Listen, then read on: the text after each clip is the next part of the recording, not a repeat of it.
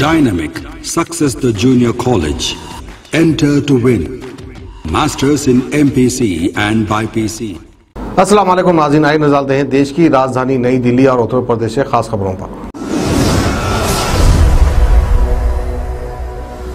संक्रमण रेट में लगातार हो रही गिरावट को देखते हुए दिल्ली सरकार ने लगाई गई पाबंदियों में काफी हद तक छूट दे दी है। दिल्ली की लाइफलाइन मेट्रो और डीटीसी बसों को कल से 100% क्षमता के साथ चलाने की छूट भी मिल गई है। मेट्रो बस स्टैंड पर लगने वाली भीड़ को इस तरह से थोड़ी राहत मिल जाएगी, लेकिन सभी सीट पर यात्री बैठकर यात्रा कर पाएंगे। हालांकि अभी खड़े होकर यात्रा करने की परमिशन नहीं होगी। आपको बता दें कि दिल्ली आपदा प्रबंधन प्राधिकरण यानी कि DDMA ने अनलॉक होती दिल्ली को काफी हद तक खोलने का गाइडलाइंस जारी कर दिए गए हैं, लेकिन अभी भी स्कूल, कॉलेज, इंस्टीट्यूट्स और कोचिंग इंस्टीट्यूट, राजनीतिक सम्मेलन, सामाजिक सम्मेलन, सांस्कृतिक खेल कूद आयोजन में अभी भी पाबंदी बरकरार रखी गई है। लेकिन अब शादी समारोह में 50 लोगों की जगह 100 लोगों को भी शामिल होने की परमिशन मिल गई है। अंतिम यात्रा में भी शामिल होने वाले लोगों की क्षमता 20 से बढ़ाकर 100 लोगों की कर दी गई है। Cinema, multiplex, auditorium, assembly hall में भी 50% लोगों के साथ खोल दिया जाएगा। इसी के साथ spa, business to business, exhibition, weekly market, धार्मिक स्थल भी खुल जाएंगे, लेकिन पूजा पाठ करने के लिए लोगों की एक साथ इकट्ठा होने की परमिशन नहीं होगी। DDMA की इन सभी गाइडलाइंस को सोमवार से सुबह 5 बजे से लागू हो जाएंगी।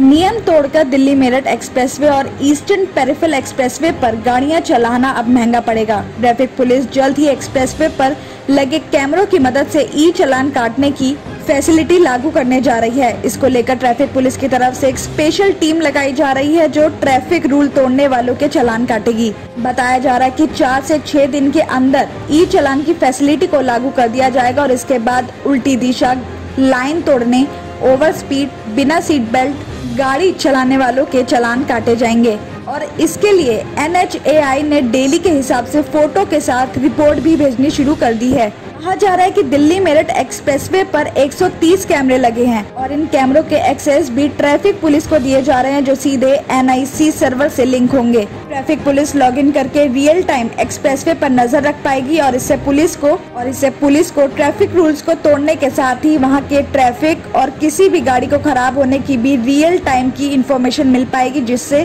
ट्रैफिक फैसिलिटी को सुगम करने में मदद भी मिलेगी। बता दें कि गलत दिशा में गाड़ी चलाने पर 2000 रूपए का चालान, अवैध पार्किंग के 500 रूपए, बिना सीट बेल्ट के 1000 रूपए, ओवर स्पीड पर 2000 रूपए और गलत लेन में चलना 500 रूपए तक के चालान काटे जाएंगे।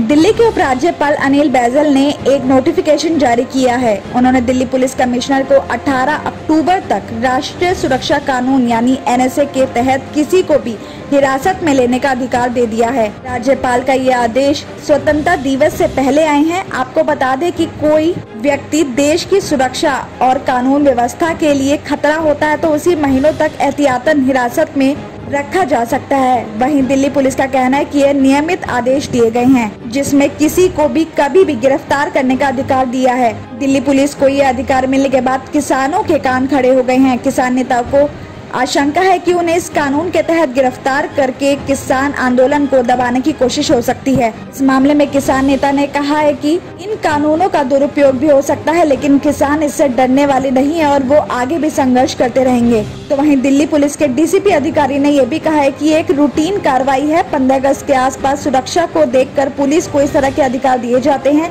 और ये अधिकार भी केवल 18 अक्टूबर के लिए दिए गए हैं, इसलिए इसमें कुछ भी गलत नहीं है। देश की राजधानी दिल्ली में कोरोना के मामले भले ही कम मिल रहे हों, लेकिन कोविड नियमों का उल्लंघन जमकर किया जा रहा है। लोग फिजिकल डिस्टेंस का ध्यान भी नहीं कर रहे हैं। जी हां, दिल्ली की गाजीपुर सब्जी मंडी में कोविड नियमों का उल्लंघन किया जा रहा है। इस सब्जी मंडी में लोग फिजिकल डिस्टेंसिंग का पालन करने के लिए भी तैयार नहीं है या लोग एक दूसरे से सटकर खड़े हुए दिखाई देते हैं। सब्जी मंडी के एक दुकानदार ने यह भी बताया कि हम पहले लोगों को सैनिटाइजर और मास्क का यूज करने के लिए कहते हैं और फिर उसके बाद ही कस्टमर को सामान देते हैं। महामारी चल रही है, सभी को अपना ध्यान रखने की जरूरत है। शनिवार का दिन पूरे देश और दिल्ली से सटे गाजियाबाद के लिए ऐतिहासिक दिन रहा है। दरअसल टोक्यो में आयोजित ओलंपिक गेम्स में वेट लिफ्टिंग में भारत को 21 साल बाद मेडल मिला है। इसके पीछे मोदी नगर गाजियाबाद के रहने वाले कोच विजय कुमार शर्मा की मेहनत है। भारतीय वेट लिफ्टिंग टीम और रेलवे टीम के कोच विजय कुमार शर्मा ने ही देश के लिए सिल्वर मेडल जीतने वाली मीराबाई चानू को ट्रेनिंग दी है। पटियाला के नेशनल इंस्टीट्यूट ऑफ स्पोर्ट्स में 5 साल की कड़ी ट्रेनिंग के बाद मीराबाई चानू ने मेडल जीतकर देश को ये सम्मान दिलाया है। बता दें कि शनिवार को मोदी नगर की कैलाश कॉलोनी के पहुंचकर बधाई देने वालों का तांता लगा रहा, तो वहीं विजय कुमार शर्मा के परिवार ने भी इस ऐतिहासिक दिवस पर खुशियां मनाई। मोदी नगर के रहने वाले भारतीय वेट लिफ्टिंग टीम के कोच विजय कुमार शर्मा और खिलाड़ियों की मशक्कत के बाद भारत को 21 साल बाद टोक्यो ओलंपिक में वेट लिफ्टिंग में पदक मिला है।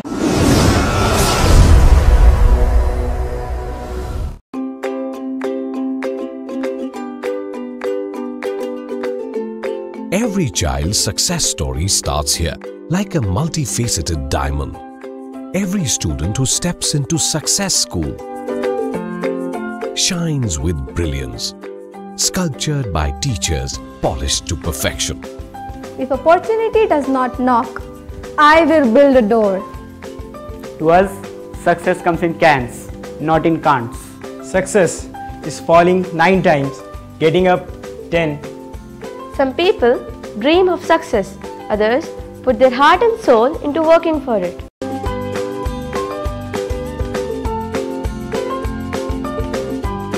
Success, finding oneself.